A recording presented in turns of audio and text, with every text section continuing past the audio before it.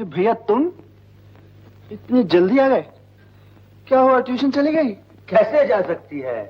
जिसका तेरे जैसा छोटा भाई हो, जो अपने बड़े भाई की हर बात मानता हो, उसके भी ट्यूशन जा सकती है।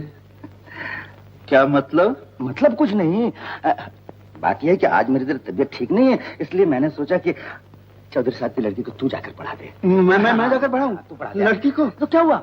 भैया, तुम्हें सचमुच बुखार है? नहीं भैया, आराम करो।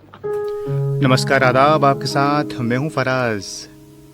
दोस्तों, आज जिक्र करते हैं दो महान कलाकारों का। एक तो हैं हमारे प्यारे दादा मुनि और दूसरे धर्मेंद्र जी।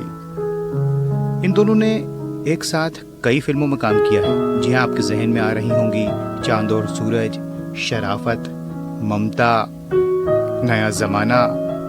अशोक कुमार साहब तो बहुत पहले से फिल्म इंडस्ट्री में थे और उनके बारे में तो क्या कहना। धर्म जी बाद में आए, उसके बावजूद भी इन दोनों ने कई फिल्मों में साथ काम किया, क्योंकि अशोक कुमार साहब बाद में फिर कैरेक्टर रोल्स करने लगे। यूं तो कई किस्से हैं इन दोनों के, लेकिन एक किस्सा याद आ रहा है जो फिल्म ममता की शूटिंग से जुड़ा है। साहब, हुआ यूं कि ये दोनों कलकत्ता में शूटिंग कर रहे थे। फिल्म ममता की सेट लगा हुआ था और तारीख थी 31 दिसंबर। अशोक कुमार साहब का ये उसूल था कि वो साल की पहली तारीख को यानी 1 जनवरी को शूटिंग नहीं करते थे। धर्म जी को जब ये बात पता चली तो उन्होंने सोचा कि मुझे तो हकीकत की शूटिंग के लिए लद्दाख जाना है। अगर कल ही यानी 1 तारीख को शूटिंग कंप्लीट कर लूं तो आराम से निकल जाऊंगा। लेकिन दिक्कत यह थी कि अशोक कुमार साहब शूटिंग नहीं करते थे 1 जनवरी को। खैर, धर्म जी पहुंचे अशोक कुमार साहब के पास और बड़ी मिन्नतें की। अशोक कुमार साहब ने इनकार किया, कई बार इनकार किया, लेकिन फिर धर्मेंद्र जी की बात को मान लिया और शर्त रख दी कि देखो धर्म, शूटिंग पर वक्त पर पहुंच जाना। ऐसा ना हो कि मैं आ जाऊं और तुम कहीं मधोशी में आ ना सको। खैर, धर्म जी ने वादा कर लिया और उसके बाद होटल में सोने के लिए चले गए। जब न्यू ईयर की पार्टी का खुमार चढ़ने लगा तो धर्मेंद्र जी सोने जाने लगे, लेकिन फिर ख्याल आया कि चलो थोड़ा नीचे घूम कर आते हैं, देख कर आते हैं। वो नीचे चले गए नाइट सूट में, और वहां पर जैसे ही पब में एंट्री की तो लोग उन्हें पहचान गए और उन्होंने धर्म जी को अंदर बुला लिया। बस फिर क्या था, जब कोई पार्टी में जाता है तो फिर क्या वो बच सकता है? और यही हुआ।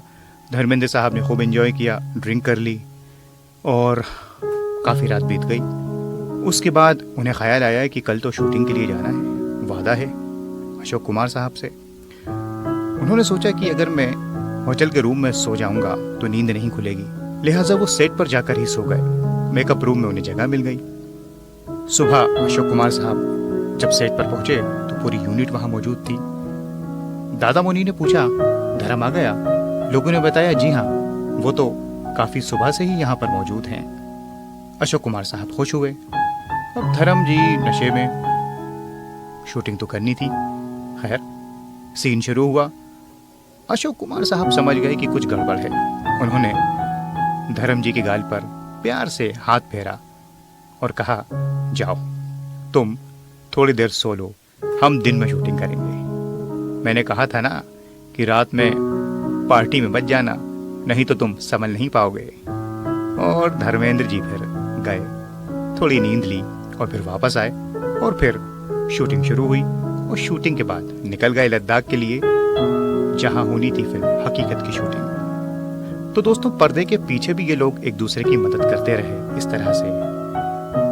धर्म जी थे और अशोक कुमार साहब के बारे में तो क्या कहना, उन्होंने हमेशा ही ना मालूम कितने अपने जूनियर आर्टिस्ट की मदद की है। इसलिए तो आज भी जमाना और आप और हम लोग इन महान कलाकारों को बार बार याद करते रहते हैं। नमस्कार, आदाब, बहुत स्वागत है, इस्तकबाल है आप सभी का इस चैनल पर a journey with Faraz Fayyaz. इस सफ़र में आपका हम सफ़र हूँ मैं फराज। आपको लेके जाऊंगा फिल्मों के सफर पर, कला और संस्कृति की दुनिया में, जहां हैं दिलकश नगमे, संगीत, गायकी और बेहतरीन अदाकारी। यकीन जानिए ये सफर बेहद हसीन रहेगा।